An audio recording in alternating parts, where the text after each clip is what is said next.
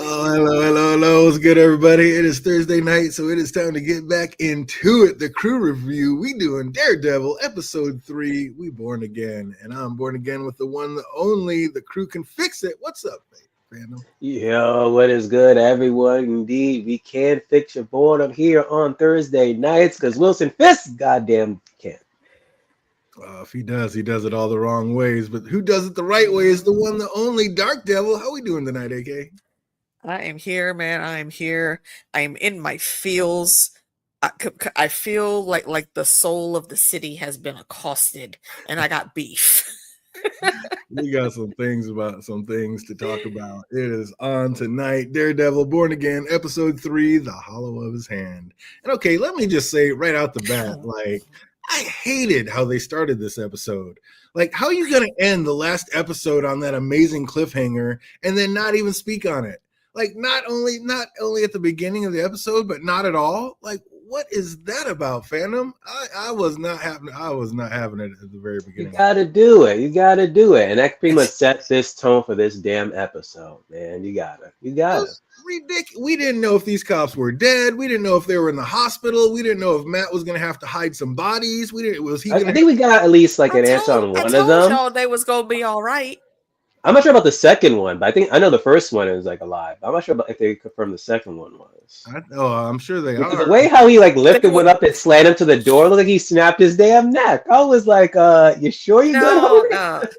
See, that's the thing. You can snap your neck and survive. It's not 100% fatal.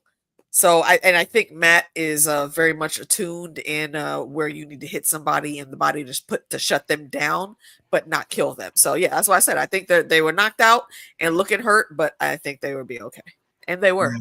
Powell looked like he got slammed on his neck and then his face and then his neck. I thought he was game over. I thought that's y'all didn't see the Equalizer when Denzel went in there and literally broke the neck of every dude in that room, but they were still alive. Man, yeah. Oh, yeah, that's true.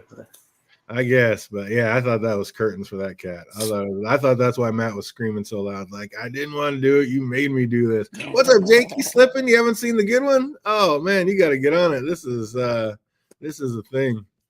This one was an episode. Like I said, we don't know if the cops are dead, like disposed bodies. I was just like, what is happening? Why are you not giving us any answers? How are they just going to act like nothing happened? Nope, just waltz right in to fucking help Hector's cell like nothing ever happened. I was like, they don't give a fuck about our feelings. They don't care about what we want. I was like, hell to the no. Y'all better tell me something. No. And then Matt's up there like making some awful big promises, talking about Hector will get back home to see those beautiful like white sandy beaches again. No, he won't. Liar. Just like, no, see, I feel like he held up his end of the bargain, but the advice that he gave was not heeded to. And the expected outcome came about because of that. That's not on Matt. Tuesday, Jake. Tuesday. Plus, at the time, Matt wasn't planning on to like oust him. Not really, I shouldn't say the word oust, but like reveal his identity as the White Tiger. Because his whole thing was, we're gonna get Nikki Torres. Nikki Torres is gonna say X, Y, and Z. That's it. I gotta say, it seems like a pretty dangerous job being a truck driver in the city. Like that poor bastard was just driving, trying to play ball, still got murked. I mean, look, if his friend wouldn't have been on some bullshit, then they might have actually survived that. Man, I was like, he said there's no cowboys. It looks like there's some cowboys out there to me. I mean, it absolutely looks like the Wild Wild West out there, fandom. What's going down in the city? Of course. Ain't no Clint Eastwood around here. Like, come on now. Absolutely not. Man said, yo, give me your wallet. I'm like, yeah, I'm not going to make it home tonight. Right? That's right then. Right, I was like, those curtains. Yeah, Clint knows better. He don't come around there. He can handle the western streets, but he can't come to the East Coast. And how you gonna like sit there and act all big, showing somebody a gun and not look behind you? They came up to this door. You don't think they're on the other side? I mean, that's the first place before I even show this fool my gun, I'm looking out my window. Like, what? These two. He showed them a gun. Look, don't pull a weapon in any situation like this unless you plan on using it. Exactly. My grandma told me that when I was like 8. Unbelievable. Doesn't this just show though, like how little respect the gangs actually have for Vanessa? Like she thinks she has everything running all smoothly, but not so much really. Or is it happening because Fisk is now back? Because again, like you said, like they respected her, but I don't think they respect that much of Fisk as of right now. No, that's what I'm saying. No, it's not even a respect thing. He has pulled them from that position. He can't let him being mayor. He can't let any ties be seen that he's still in that world. And he pulled her out because of, like we heard last episode, the stupid demographic that she's not really, given the quote unquote wifely support for the conservative vote or whatnot. That's why he has her out there. That's why there's no leader. She was running the shit when she was there. Everything was running smooth, but there's nobody in the seat now. And that's on Fisk. He did that. Yeah, I mean, he walked away absolutely and left her in charge. Basically, no one else to do it. But I don't know. It seems like the wild, wild west out there. And you might be onto something, Phantom. It might be because Fisk showed his face again. Like you said, people yelling at him. Like, how much are they respecting him now? Yelling at his errand boy. You tell him I don't listen to errand boys. He wants to tell me he can come down here and tell me what you're telling Fisk to come down there now. You're gonna tell. I heard that. I was dying. I'm like, who's this guy? I don't. He had to get hired last week. Ask it. You wondering how Fisk has them bloody knuckles, mouths like that. That's how. That's why. I don't like Daniel. I don't like Daniel, but he was absolutely correct in the response he gave, and he did not miss a beat on it. I don't work for the mayor, my dude. I work for the man. You know who the fuck my boss is. What are you talking about? Yeah, that was crazy. Oh man, I love the fact. Actually, Daniel's the Tony Soprano's kid. He's the one who works for Fisk, or the younger kid. Oh wait, who is it? So what's the dude's name that went and met with those guys? I'm trying to remember right now. I have it written down here in a second. I'll get it. I got too many names going through my head. Okay. I love the fact that they did it again, though, like opening with the mirror image of Fisk, like upside down in the table and then panning up to show like the physical him, kind of again reminding us that there are definitely two sides to this man, like keeping us guessing on which one we're dealing with right now in the present. I love that opening. And they've done it twice in a row now. And I think that's exactly what isn't that what they're showing, or am I reading too much into that, Phantom? Like no, pretty much that. Pretty much that. Like again, just like from that. From the graffiti, it's like, which fish? Are we dealing with the mayor or the man? Exactly. At these certain scenes. At one point, you see, hey, the mayor is, but then when they get his certain things right, up Fisk. But not at a 10, he dials it down to like a 4. Comic accurate. Yeah, he brought it back. Exactly. And that's why boy said, I don't work for the mayor. I work for the man. I work for the man. Oh, as he eats breakfast with Vanessa, she brings up like ways for like the criminal empire to advance, but he says he's aspiring to higher goals. So just how high is Fisk trying to reach? What do you think, AK? How high is this man trying to get? He is following the political I want to say it's like one of those secret shortcuts that you find in a video game. He's speed running to like the highest position of actual power that is widely recognized, like outside of criminal activity. Yeah, Kingpin is the big name, but you're the mayor now. If you can go on to the Senate, now you're Senator Fisk, Congressman Fisk. So that's what he's going through. And if you look at the formula, folks in those arenas, they tend to be able to wield a lot of things behind the scenes and make different things happen to their gain or maybe to someone else's gain. And that's what he's going for. So when he says the bigger picture, I get what he's saying, but I'm also team Vanessa right now because she is looking at him with the side eye like, bitch, I see you. The fuck do you mean? Don't try to sell me the same nonsense you giving them. I know you. What's up, Phantom? Is he trying to, she's taking all the way to senator. Is it even higher? Is this man going to try to seek presidency at some point? Like, how high are his aspirations? Slow your roll, because presidency, that's reserved for Norman Brother Osborn. Yes. Yeah, that spot is already taken. He's going to climb, but he's not going to get that high. Yeah, but it kind of like reminds me of whatchamacallit, Power. Spoiler for like the last season, but like the main character was like always like selling drugs, almost like in and out of the prison. Like he was pretty much doing the same thing. Like he didn't want to become mayor, but I think he wanted to become either like a senator or a congressman. And they knew that the moment that happened, he was practically untouchable. He can practically get away with murder. And that seems like that's like the goal like this. Because in that first episode, when he was talking to Vanessa, like besides the whole mayor thing, he kind of like hinted like to a higher goal, and like we didn't get that answer. So it's like within like these next few episodes, looks like we can get together. Sheila comes in to tell him about the murder hijacking at Red Hook port, which definitely won't help sell like the idea of this place being a destination location. And Vanessa says without somebody at the head of the table, there will be chaos. And Fisk seems to be inviting it. So this is exactly what he wants. Like Fisk is acting like he can just walk away from that life, and like now that he's somehow risen above it. Is that just like an act? Because one way or another, that past life is going to come calling. Like there's no retiring from being that kind of boss. 100%. So is it all an act? Does he still plan on running the underworld and just doing it legally style now? Or is he really just trying to act and like cleanse his name and act like that never happened? A bit of both, I think.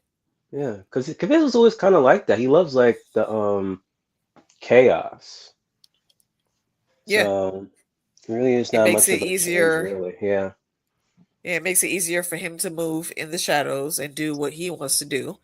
And then also, on the legal side of things, he's making himself look even better to the constituents, and that's what it's about when you're trying to climb that political ladder. So I see the moves that he's making and why he's making them, but I think he's going into this a little bit too naive and a little bit too cocky, especially with how he's kind of shelving Vanessa, because he says he has these bigger goals, but he's not especially actually talking to her about what his plans are.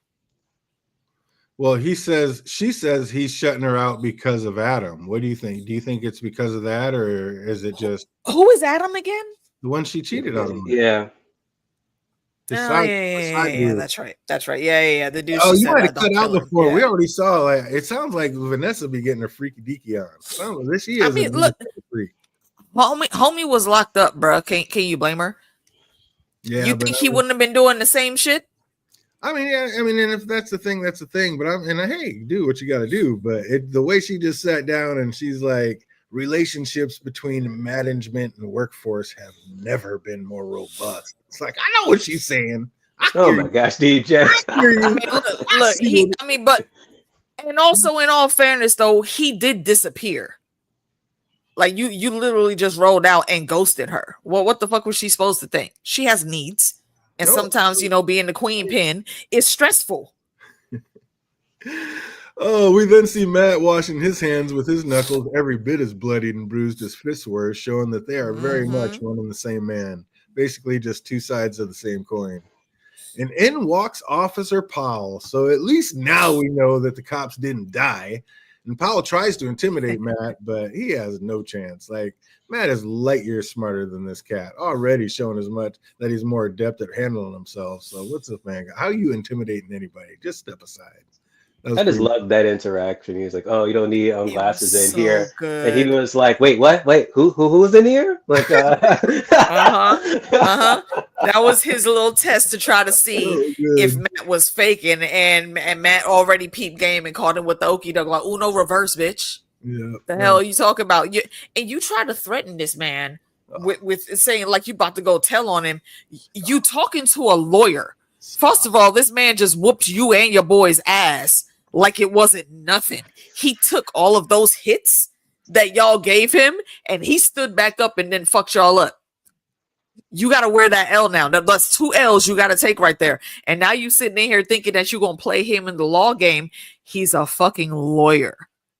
And he's from Hell's Kitchen. You really think that he's going to let you, the likes of you, trump him? No, absolutely not. Fall back, bro. Stay in your lane. You're not ready for this. He said, fuck around and find out. But right. Now you can take those threats and shove them up your arse. And Matt did his little cool ass walk off, and I was never so proud. It was like, did you notice that mural of the Punisher with "triggered" written through it? Like, is that letting us know he's definitely going to be part of this series, fandom? Of course. I think they announced he was going to be in here, and then it's going to be like a one shot episode special, like coming like right after this show. Oh, wow. So looking forward to it. They're about to give him Bill Last of Us treatment. Feel it.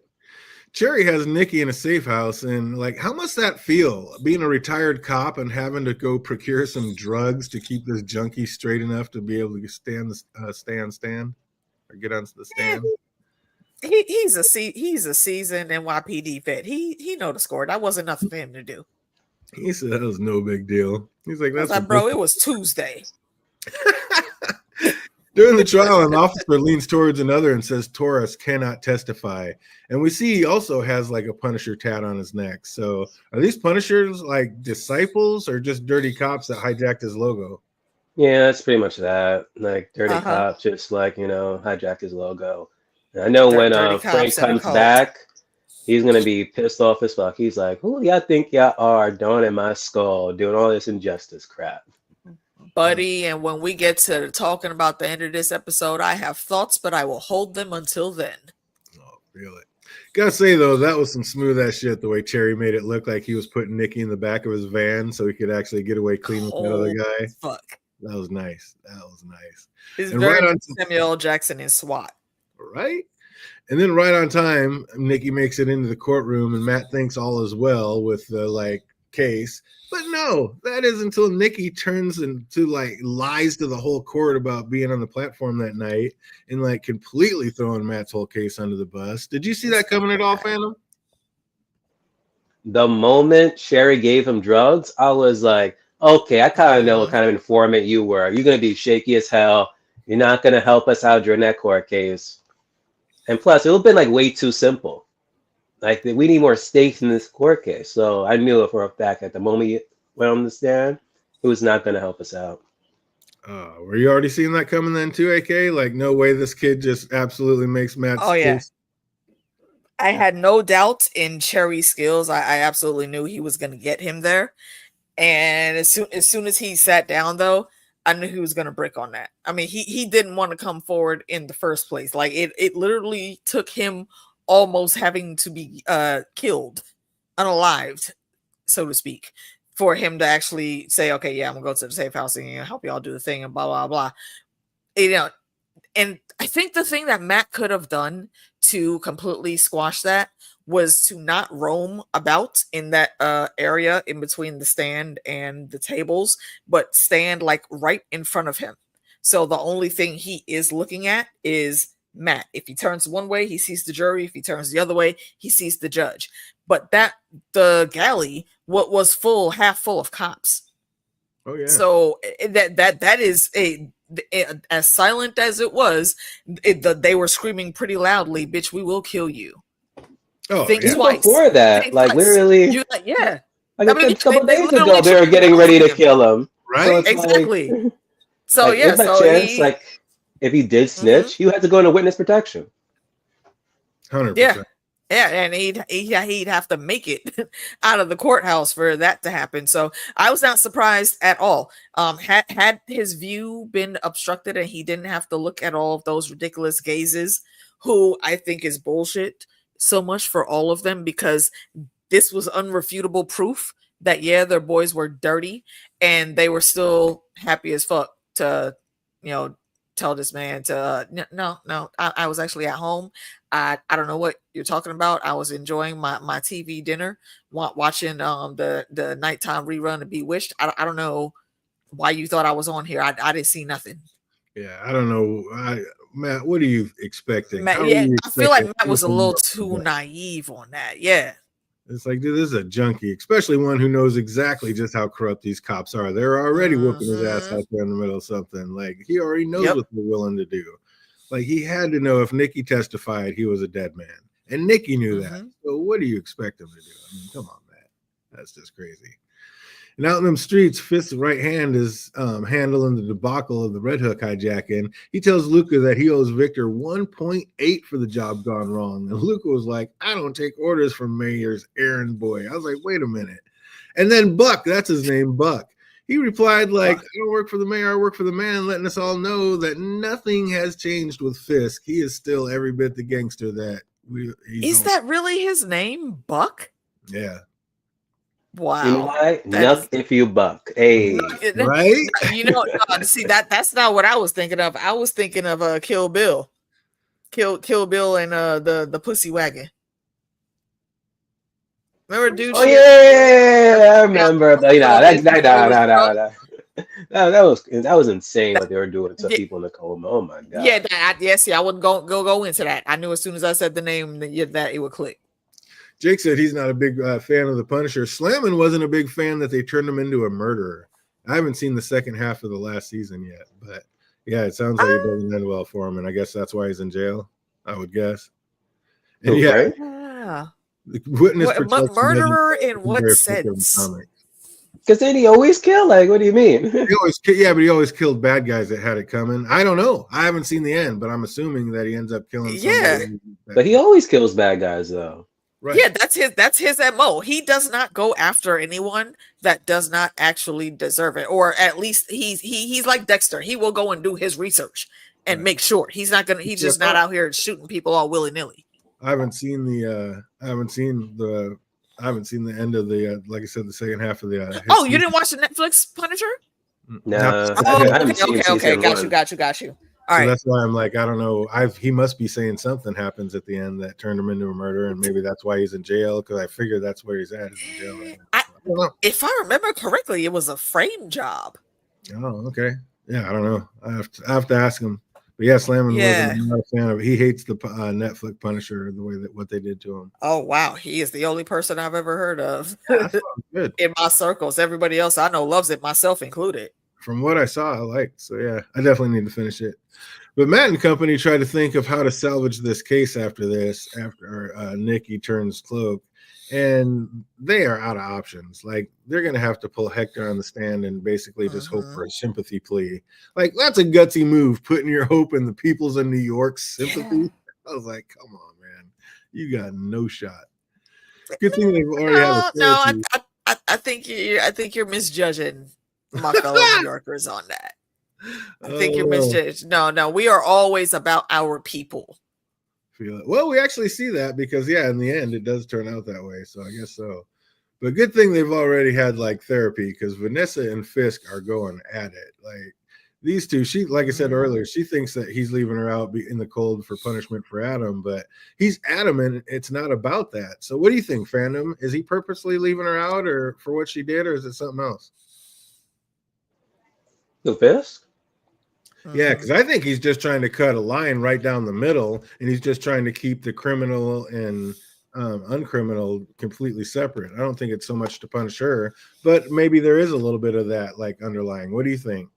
I think he's just not like used to like sharing this, the kiss Tyler's kingpin, because it's always just been him, and now it's him and Vanessa. That's how I see it. So he just has to like adjust to like, okay, I'm pretty much co-ruling now. I like that. What about you, okay? Sounds like you got a different opinion. Yeah, I think you're giving him a little too much credit on the goodwill there. I think he is definitely trying to just low-key be passive aggressive about it. that he is upset. But again, I'll say you absconded off to go and do this other fuck shit where Maya was concerned, and you didn't tell her none of that. She sat there, waited for you, help, and made sure you was held down, helping you get better and get out of there, and then you just ghosted her, dude. I don't think you have anything to complain about, because you came back to a house that was still well in order, and now you're the actual disruption of that. I love how literally they were like just going back and forth, and the moment the therapist comes in, never mind. Like, why stop? Yep. Right, like, she signed confidential. Right. She signed the confidentiality, I think, which almost like every lawyer does. So she can't. The DNA. And even if she didn't sign it, that's Wilson Fisk. What you think you're gonna do? Yeah, no, she told him anyway, just because of the job, I didn't need. That's the first thing she said. Because of the job, I don't need to sign it, but I will. But I did. Right, yeah, because that's literally the nature of their business. Mm-hmm. So yeah, Matt puts Hector on the stand, and feeling he had no other options, he outs him in front of everybody as the White Tiger. Yeah. And of course, the DA was livid. He told Matt he won't be able to stumble into a traffic court without the DA up his ass after this. But how worried did Matt look? He's like, okay. But still, did he have the right to do that? Because Hector told Matt that he should have asked him first. So what do you think, AK? Was it Matt's decision being the one like defending Hector, or was that a decision like something that big he should have asked first? No, I'm 100% with Hector on this one. No, he should have asked it. And it's like what I was saying backstage when it comes to the situation. It's very much Chris Rock talking about O.J. Simpson. I ain't saying that he should have did it, but I understand. And I do, I did have a small amount of pre-law training in my younger college days. So I understand why he made that decision, but you should have talked to your client. First of all, you didn't even tell your partner attorney that was there with you. That's not something that you need to spring up like that, especially when, and I also think the judge was perfectly well within his rights to cuss him out about this. Mm-hmm. Like, you actually spun this to where it was believable by me to suppress this shit. And now here you go, mocking my fucking courtroom and literally laughing in my face that you pulled the fucking okie doke on me, bringing this shit out here to defend him. And again, I get it. I understand he had to find a different route to make the people truly see how this situation is framed. But you, at the very bare minimum, Matt, should have talked to Hector first, because you not only put an even bigger target on this man of color who lives in New York. NYPD shoot a motherfucker 41 times before they ask questions. You didn't just heighten the target that was already on his back, but now you put his family in danger because his identity is known now. So that was not cool at all. Exactly. And you're right, Jake. Absolutely. If the DA doesn't hate you, you're not doing your job right. I mean, he's supposed to. You're not supposed to. Fair enough. Yeah. And fuck that guy. I don't care what the hell he's saying. You see how shiesty and shady he is? He waited until the judge walked out before he said that bullshit to Matt. So yeah, fuck that guy. Yeah, I'm pretty sure this ain't the last time we're gonna see him. Matt played that great. What's up, Phantom? No, I don't think so either. You think we're gonna get him again? Of course. Mm-hmm. He's gonna be a recurring. I do remember, like, in the comics, like, Daredevil is like set on trial, so I wouldn't be surprised if he ends up being the prosecutor. Oh yeah, that's a great breadcrumb right there. Agreed. The defense gets countless letters applauding the efforts of the White Tiger from ones he's saved, including police officers. Then the DA gets up there and contradicts his own closing statement, saying sometimes good people do bad things. I immediately, I'm sure, along with half the jury, just said, like dirty cops. What are you talking about, dude? Not even the dirty cops, but he himself. Oh. He used himself as the main example. Mm-hmm. I get up on Sunday mornings. I go to church. I sit in the same pew. I give money to my parish. And then I go and see my mom. Yeah, who is this? That's an illusion, though, of good things. It's a perception that you can see for someone being a good person. But that doesn't necessarily mean that they actually are a good person in practice. But, bruh, the fucking reach and double talking backstepping that he did in this closing argument, I know defense attorneys that would absolutely rip his ass apart for that bullshit statement. They would just redirect, and his last line was the worst. Just real heroes. The worst. Hide. I was like, what? Most heroes wear masks, sir. They absolutely need to hide to protect their identity, like we were just saying, as well as that of their loved ones. Like, just who is this guy, Phantom? I don't know. Even I was saying the same thing about that. I'm like, there's a reason why freaking Spider-Man wears a goddamn mask, so no one knows about freaking out man. Exactly. And the minute he pulled that damn mask off, look what happened. Or even Iron Man. Like, the moment they oust Iron Man, like, that's Tony Stark. What happened to Iron Man 3? They all went and blew up his damn house. Yeah. Like, come on now. Terrible. Yep. Yeah, I mean, well, I mean, that's the richest man in the in world. all fairness, though, he did put his address out there and was like, "Yeah, come get me." So, I mean, he honestly didn't have to put it, but it was just like a, not iffy buck thing. Like, yeah, this is where I live. Come at me, bro. But that last line did look like it was a bit of a slap to the face of Matt. Like he flinched when he heard it. Like, is this another sign that he's absolutely about done hiding? Especially since he told Hector his White Tiger days are over and the people will always need the help of heroes. I think it was what something fandom had just said. What was it you were saying about him? The White Tiger, just now, fandom. What Like with it was with no, DJ. You said, is this like breadcrumbs that Matt is gonna like come back and then get caught up in the suit? Mm-hmm. Oh yeah, when he that was gets the context, right? Yeah, in the comics where I forgot what happened. Like he had to like go on a trial for something. Yeah, and that's because Fisk has that rule now with the vigilantes, and we see how in a few minutes we'll get to it in the show notes. But yeah, Matt I think is absolutely being put on that track as well. Eventually it's going to be known. I don't think he'll announce it, but somebody's going to figure it out and leak it, and that's going to start Fisk coming after him. And Fisk already warned him, like, if I see you doing this fuck shit, or if I catch any of your other little random vigilante friends, I'm throwing the book at them. And this is the perfect setup for that. And they did all this shit after we got through the trial over that voiceover that Fisk did. But I'll cut it right there. Go ahead, DJ. My bad. Oh, that's all right. Oh, the jury finds Hector not guilty on all accounts. He's free to go, but is he? Like, I was afraid he wasn't going to make it off the courthouse steps. I mean, how did nobody realize? Like, I knew it was curtains for this cat, no pun intended, as soon as they passed that verdict. It was there from the comics. From what I heard, like he was found guilty. But the show changed that. I haven't read any of these comics in quite a year, so I don't know what his original thing was. But my first thought after all the verdicts came down is the cops are absolutely, even though we saw many of them nodding their heads when Matt was going through case by case by case by case, where this dude has been the one to come through for all of the cops in the neighborhood that worked that beat. At some point in time, they were all hemmed up, and he was the one that came in and helped them apprehend the villains.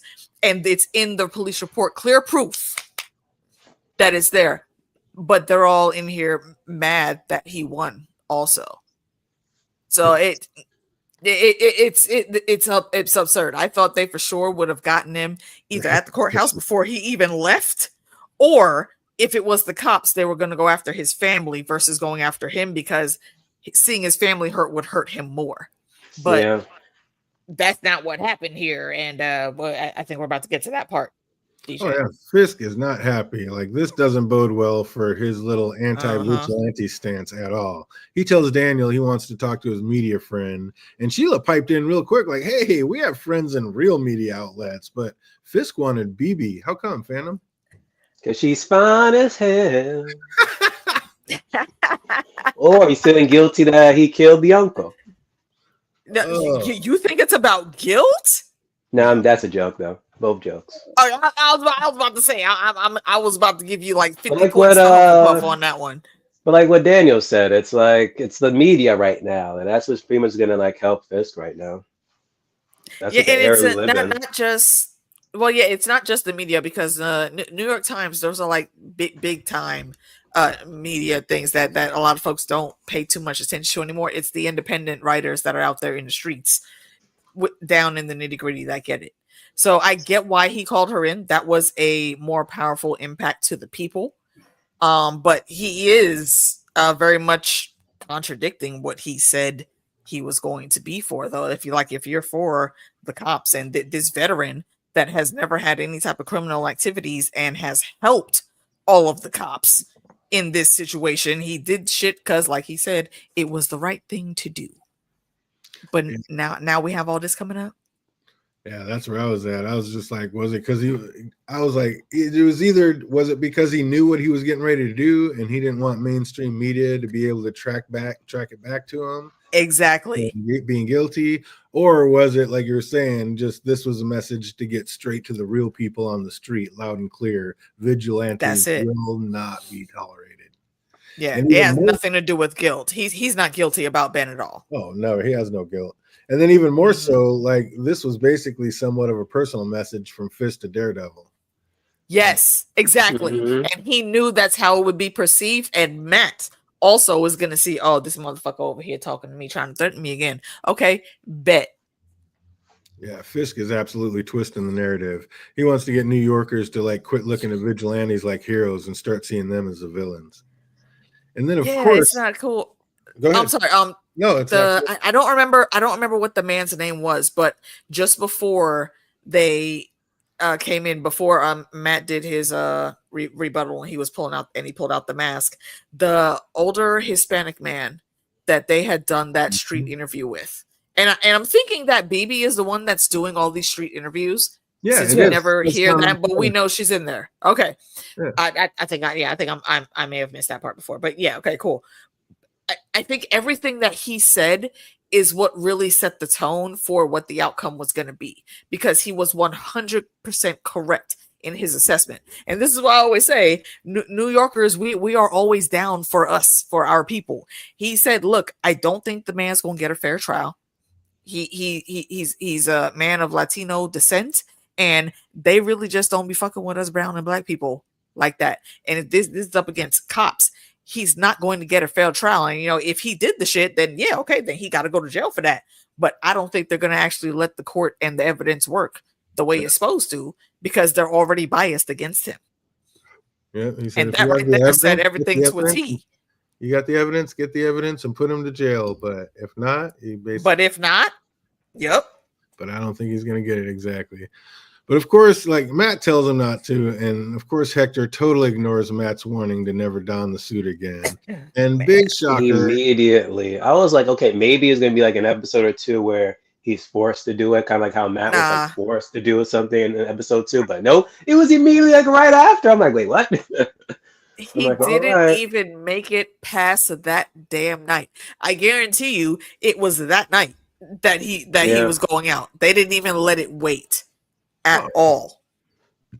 Yeah, of course. And I wonder though how Fisk is really thinking this is going to be perceived, because like that man said in the interview, there's a bias against brown and black folks when it comes to the cops, especially. And you putting this article out here in your own words, and then the next morning it's about to be reported that the white tiger has been murdered. You really don't think people are going to side-eye you on that, Fisk? Yeah. Oh, yeah. Because that seems real sus behavior. Well, I think that's why he did it, and that's why he didn't use the main media to do it. I mean, he has this all planned out. That's exactly why he did it the way he did it. But yeah, the way he did it, like Fisk disavows vigilantes on the BB report as we see the hitman out on the streets to take White Tiger out. Like, how is this guy a hero? You don't see or sense in any way some big hooded shadow approaching you with a gun. Like, how has this cat survived this long, fandom? I mean, it seems like he only been like doing like bodega fights, burning cars. Does he have a sixth sense attached to that persona? They never even like elaborate on his like abilities too in the show. The only thing that we know that he has is like super strength. And so he's able to, manhandle most folks. That doesn't mean that he has like spidey sense and he can sense somebody waiting around the corner. I'm not a superhero. I'm out on the streets. I'm going to be looking and noticing what's around me. And I see a big hooded figure coming at me with his hands like he might be holding a gun. I'm going to be noticing that man. Especially about to move to the South Bronx. Like, homie. Right? You know what I mean? He lives there. He knows better. And he's a hero. I don't know if he was in the South Bronx right there yet. But you're about to move there. Well, he's about to move there, but I don't think that's the place that he was coming from. Yeah. I was like, come on, man. I don't know. I think I figured it out. He's a cat. He has 9 lives, which makes me wonder, since we've already heard that his amulet gives him extra strength. Is it going to be powerful enough to save his life and heal him from his gunshot wounds? You know what? I did not think about that, but however, this is the MCU that we're talking about. That is highly possible. Right? It may not be like an immediate regeneration like it would be for Wolverine, but it is possible that, his body might end up in the morgue, but then when they go to do the autopsy and they pull him out, he's just gonna jump right up and gotcha, bitch, and run his naked ass out of the building and try to get out of Dodge. Maybe somebody gets him while he's still barely breathing, and like I said, just having the super strength, maybe so, the amulet, it just kind of saves him. What? What's up? That's actually a good tie-in, because at any given point in time, Moon Knight might be around in the neighborhood, and he's kind of got a different otherly thing to his superpower. So maybe Khonshu sends him out on a side quest, like, hey, go get this white tiger homie. We could use him in whatever his next scheme is. And I love the 9 lives thing. That's a great theory. Like, I don't know. That looked like 2 perfect taps, one to the dome and one to the chest. Like, I don't know how he lives through that, but I've seen crazier. What's up, fandom? Nobody dies in the MCU. What's happening? Unless your name's Ben. Unless you're somebody's uncle. Oh man, that's crazy. I was watching that and I was like, oh man, maybe with the amulet gives them the power to live through it. But I don't know. That'd be a tough one. But then I was thinking about it. I was like, actually, that's probably exactly what's going to happen. I mean, yeah, it might. Yeah, because Mark has those extra powers with his shit too. Oh, you heard it here first. Now you know the DJ. Yeah, absolutely. You're damn right. Yes, you heard that shit here first. And of course, last thing we see is the assassin walking away wearing a Punisher t-shirt. So this goon squad works for Fisk. I should have known. Oh man. See, I was going to ask you about that. I was going to ask y'all about that. If y'all actually were fooled by him walking away with that Punisher skull on with the new logo on his chest. I looked at that. I said, get the fuck out of my face with that bullshit. Frank is never going to just go up and shoot nobody. I don't care if you told him he was a cop killer. Frank will do his own research. And if he finds out that you're lying, that man will not be taken at all. At least not by him. Exactly. Yeah. So yeah, it's a cult that I think a lot of these cops are in. I think it ties into that thing that what that was going on She-Hulk. Oh. With one of Daniel in Fist's office, I think he's also tied into them too. That'd be kind of crazy. Yeah, we're talking about that last episode. That'd be nuts. Oh, but it couldn't stop DareDevil. Oh no, we got to get all the feels in, and we got to go out listening to the Puerto Rican tree frogs singing their love songs all through the credits. I was like, come on, how many feels are you trying to get out of me tonight? What the hell? I was so upset. I was like, y'all disrespectful. Okay, you rude as fuck. That was so messed up. What's up, fandom? You think Hector's dead? Yeah, he did. He gone. Oh, what do we think of this episode all in all? That wasn't a bad episode. For me, I'll give it a 7 out of 10. Nice. I give it a good solid 8. Oh, wow. Okay. This one. I'm gonna go with a solid like 8.75. I think it was great storytelling. I really liked the pace that they kept. The little okey doke that Cherry Cola did was kind of sweet. And it was just masterfully done. And I feel like this is another thing where that cop needs to be put on blast for all the bullshit, because he tried to intimidate the witness, tried to intimidate Matt, and now he's out here after he has already testified. He's the one that's running down Cherry to try to get to the witness again. So yeah, that whole chase was cool, and I really loved how Matt spun the shit. I still got beef with you, Matt. You should talk to that man first. But yeah, this was a stellar episode. Great breadcrumbs and setting up things, and great action in this court trial. So yeah, solid 8.75, only because it's episode 3, and I know it's about to get a whole lot better from here. Absolutely. The only thing I took away from it, I hated the way it started, the way it like excellent cliffhanger we got in episode 2. It's like, how are you going to start episode 3 like that? Like, we need some answers out of the gate. This is ridiculous. And the ending, it's like, how are you a superhero with superpowers? And again, just let the shadow with a gun just come right up to you and just snake you like that. That was nuts. Not everybody has spidey senses, man. Be aware of your surroundings, my guy. Yeah, you need New York. You got New York City senses. Get out of Wolverine. here. Look, one of the most perceptive people, Wolverine. People have gotten to jump on him before. It's not that, and just because you have superpowers doesn't mean you can automatically tell and sense danger right away. FX is in MCU. Oh, Jake thinks he's going to be resurrected. Are you talking about Legion? Feel it. Is that why he said FX is in there? Yeah, Legion's the only FX property that I know from Marvel. Yeah. And yeah, I think I agree, Jake. I think he'll be resurrected too. That was a great thought there, DJ. Bring it home. Let's have called one early. Oh, speaking of calling one, let's see who knows a few things about this episode. What did we recall? Got just a couple questions. If we know these answers, put them over in the chat box. If you're watching later, put them in the comment section down below. What was the name of the beach Hector talked about back home? Luke, I knew that was gonna be on here. I didn't write shit down. Oh, Phantom, you got us with the notes. Good on you. Well done. And where's Hector from? Puerto Rico. Hey, Puerto Rico. Hey, hell yeah. Puerto Rico.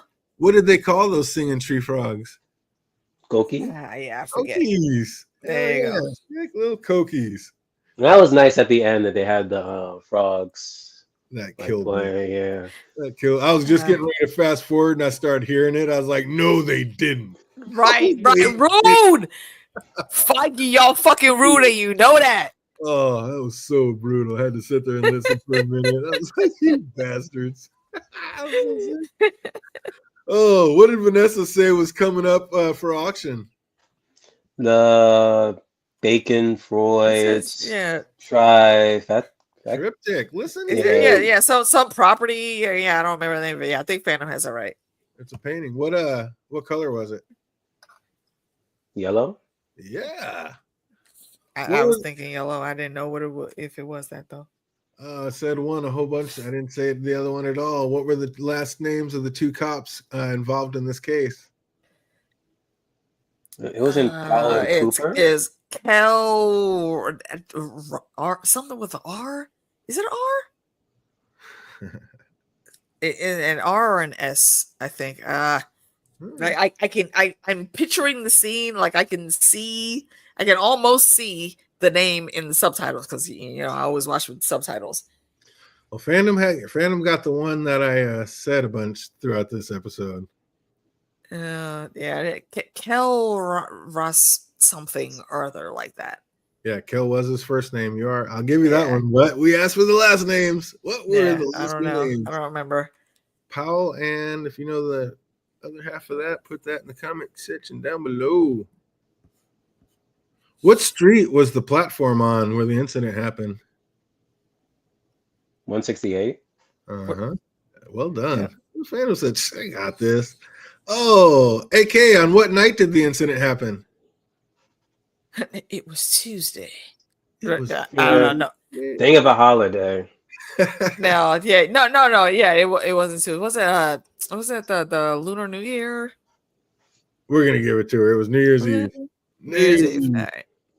Which was weird. I'm like, all right, there's no one on the platform. Why? Right? Nobody at New Year's Eve. Like, everybody downtown. It depends. No, yeah, it depends on what time it is. So yeah, if they were trying to meet up with a foreman with no eyes around, that would have been the perfect time because everybody's at the square.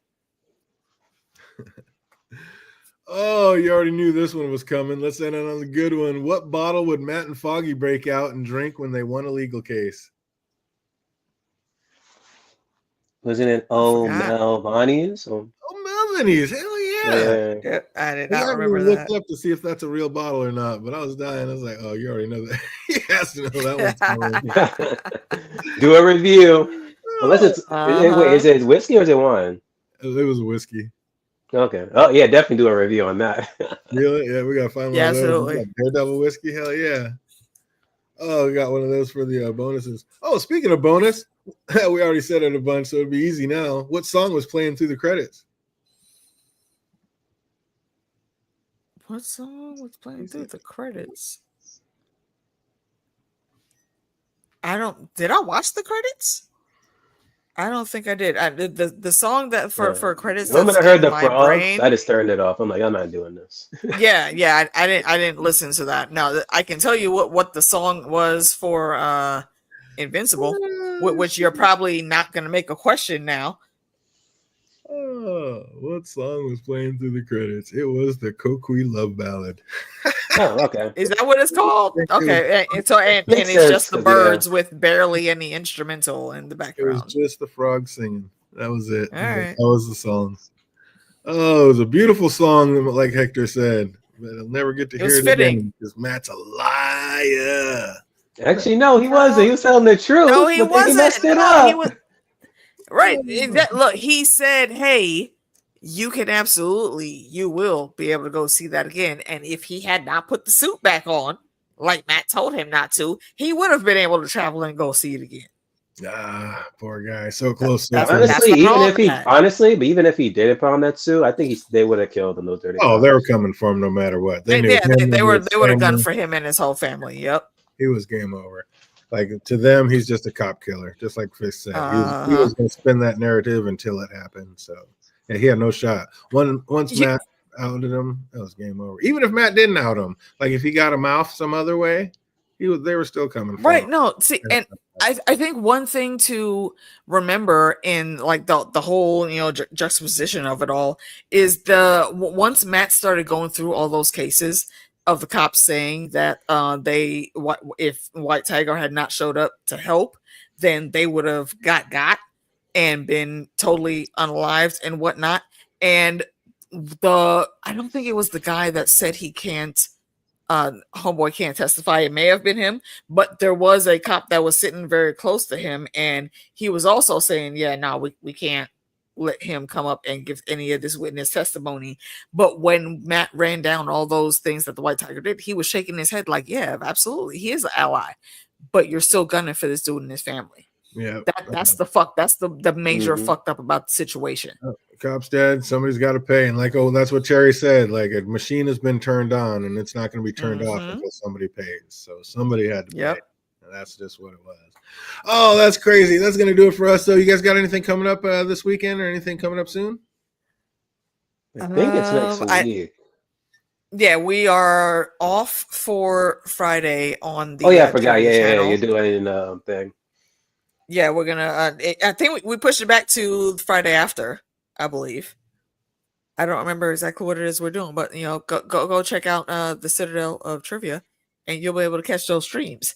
For myself, I know me and the ladies will be chatting about the Wheel of Time and some more Daredevil coming up soon. We will be knocking out the last 2 episodes of season 2, Interview with the Vampire, probably Monday, so we can get that wrapped up and taken care of, and then proceed with the Wheel of Time, your favorite of the Ajas, the brown Aja, that is Meeks, the green Aja, that is myself, the yellow Aja, that is Lady D. We're going to break the shit down. There's 3 episodes out right now, so catch up. We're going to try to do all 3 of those episodes in the first stream. Set your notifications. We got it going down. There you have it. And we're going to be back on next Tuesday for the finale of Invincible. So I hope everybody double stream on that one. Double stream on Invincible. So y'all keep your eyes open on that. You can watch through AK or our channel. So make sure you got those bells, everybody's bells clicked, and be subscribed. So that's going to do it for us. Hope everybody out there is having an absolutely fantastic week, and it only gets better from here. You guys have a great weekend. We'll see you soon. Be easy. Wow.